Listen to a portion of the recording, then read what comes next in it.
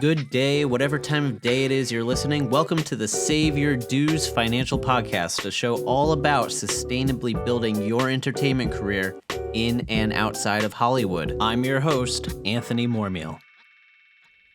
One of the breakout successes of the 2022 Sundance Film Festival was a little movie called Watcher, a thriller directed and co-written by Chloe Okuno. Watcher secured North American distribution through IFC Films and international distribution through Focus Features. With me today is Zack Ford, who is a co-producer and co-writer on Watcher. Zack also initiated the project when he wrote it on spec back in 2016, but his story doesn't begin there. Today's episode is all about persistence and creating your own luck, according to Zack Ford.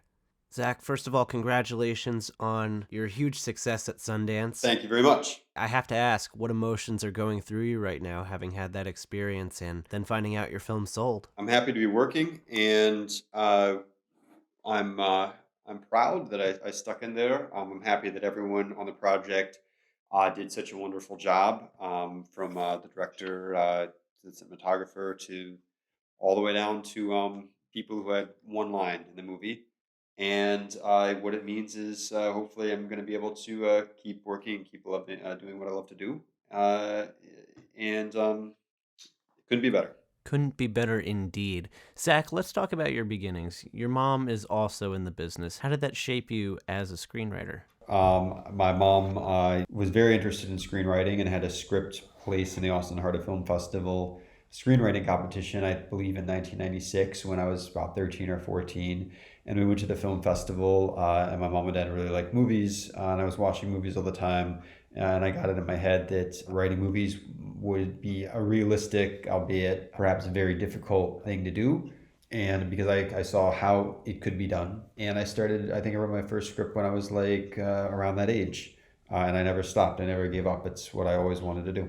That's awesome. And it seems to have paid off by the time you were a senior in college. Tell us about that. I did what everyone in my class had dreamed of, selling their thesis project. Then when it was made, it was terrible. Then the WGA writer's strike happened, and there was upheaval in the industry. And I had an agent at Paradigm. I had an agent at CAA. I still had a lot to learn.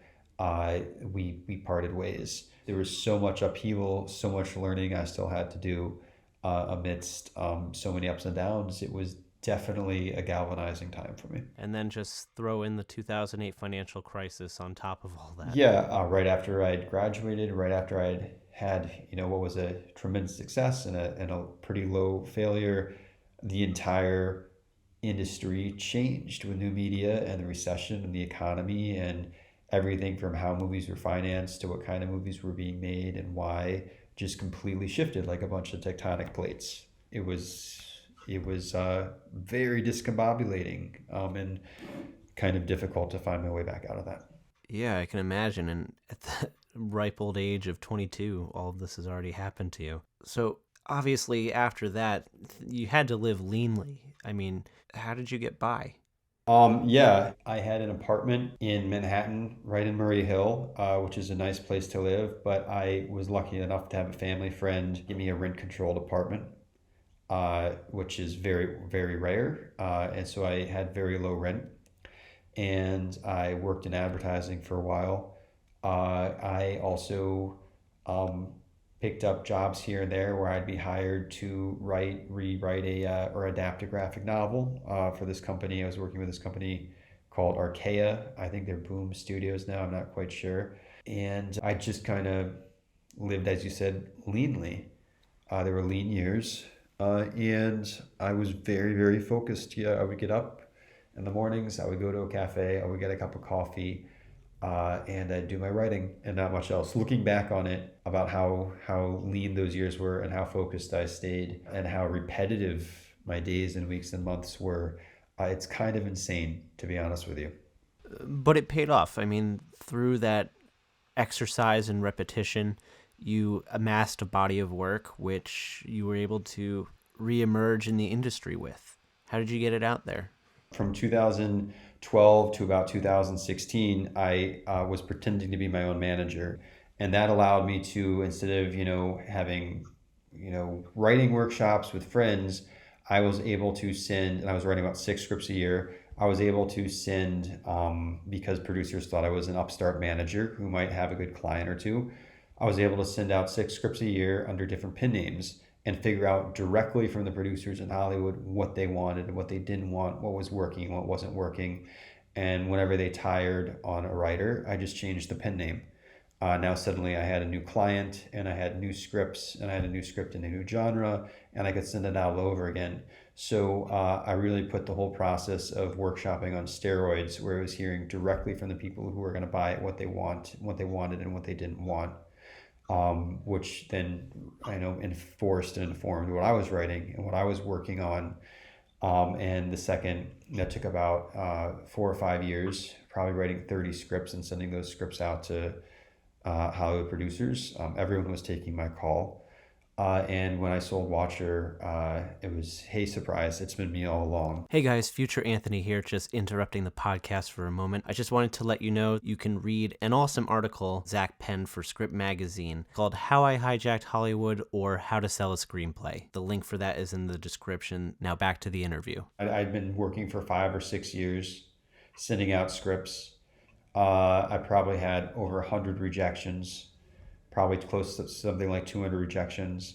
I decided to go to Peru and drink ayahuasca, which is a whole thing. I was like, I really needed a change. I needed just like a little vacation. But right in the airport, right before I was about to go into the jungle and the Amazon for about 2 weeks, I get this call from Kaylee Marsh, and she says, hey, I want to put your script on the blood list, which is kind of a blacklist of genre films. And suddenly calls started rolling in. Watcher was optioned 2 or 3 times, I believe. They kept extending the option agreement because they were figuring out how or when to shoot it. Everything would have probably even moved a lot faster if it wasn't for the pandemic. So, for like a few years in there, it's like suddenly I'm not being rejected anymore. Now I have some money. Now I've had a script optioned, but now what? There's an element of limbo there. I'd written it in 2016, and then January 2022, producers are saying, oh, I read the Watcher 4 years ago. We passed on it. Oh shit, it got made and it's good. Well, let me see the next one. And then you go right back into it and you say, well, time to start the next one. Very cool. And how did you leverage your position as the writer to get a producing credit? I said, I bled for this script.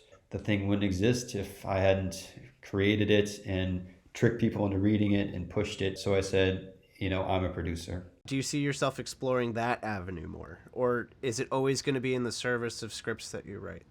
Producers do different things. But am I going to branch out into producing? And I pretty much see that I'm always going to be credited as a producer now. I'm always going to be getting more involved. And a director too, maybe. Very cool. What does the phrase pay your dues mean to you? I think the dues you have to pay are to yourself. As a writer and an artist, my ethos is I made my company called Barbaric, and I came to take over the industry, and that's what I'm doing. Nice. You found your own way. I found my own way.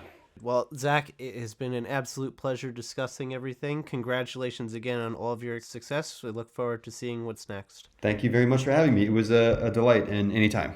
And that's our show. Thank you so much, Zack Ford, for joining us for the 3rd episode of the Save Your Dues podcast, a financial podcast all about sustainably making it in and outside of Hollywood. And thank you, listener, for tuning in. If you like what you hear, please subscribe and tell your friends. Until next time, I'm Anthony Moormeal. Take care.